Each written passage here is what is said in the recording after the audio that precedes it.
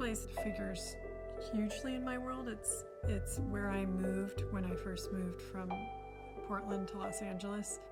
I kept it. I've kept it all these 11 years. And it really has everything in my life in it except my clothes, which are at home. So it's like a complete world that I come to every day. I have every letter I've ever gotten, all my photographs, every bit of anything relating to my work. I have art archive boxes.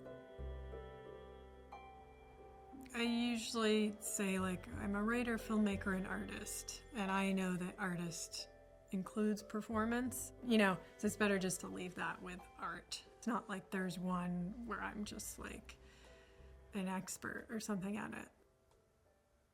So many projects begin with just needing to have ideas. And in that case, I try and leave this place. I have shoes here, running shoes. So whenever I come in, I switch like Mr. Rogers into my comfortable shoes and bring my phone, and I go walking. And whenever I'm in front of the computer, it's like I'm being watched, or I'm reminded of a world that could watch me. Whereas if I'm just out in the actual world, I feel more fleeting, like I feel I'm just someone passing by. So really, I don't want to be seen, which is a nice thing about living in Los Angeles. Like, first of all, I don't really see very many people walking when I'm walking.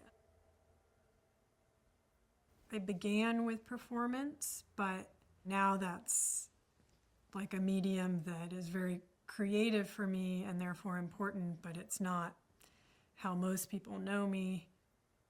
I started writing plays, and sitting in the audience, I thought, okay, this is it. Like, this, in whatever form, will be the thing that I do. And I was really serious because nothing changed from then. Miranda Grosinger, that was my legal name as a kid. The first time I had my name, Miranda July, on anything formal was the poster for the play, The Lifers. After my first movie, Me and You and Everyone We Know, came out, there was a moment where I kind of thought, like, why do I need to do performance? And I realized that getting to engage with an audience in the present moment, was a thing. And that if I could focus on those aspects of it that are different from filmmaking, i.e. audience participation and things that draw attention to the fact that we are all really here right now. Now is pretty creepy.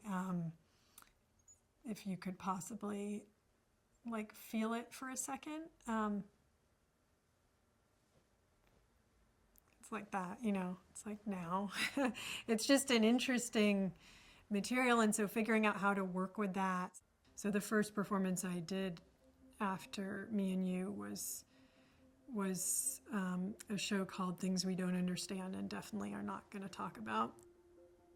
There were some elements to that show, a dance that I did inside of a shirt, and a cat, a talking cat, who you only saw his paws, and also the idea of stopping time. And those things I liked a lot, but I thought, well, of course you can do all these weird avant-garde things. It's a performance. We're in a black box theater. You could do anything. You could do nothing. It could all be abstract, and that would be totally cool here. Not the case in the film world that I just came from. So I decided to try and turn that performance into a movie. I made The Future, which was my second feature. It was nighttime. I was looking out my bedroom window. I saw a love diamond glittering in the grass. It reflected the moonlight. It came from underground. I went outside to get it. I can look back and see, the work I made in my mid and late 20s. They are kind of all about people trying to connect, and sometimes literally about me trying to connect. You know, once I kind of became like a woman in her 30s and had a husband and more of a place for myself in the world, I became more interested in the ways that people kind of sabotage coming together, and thinking that we aren't really very good at that. And that's okay, that the ways that we don't come together are very unique, and they are their own language.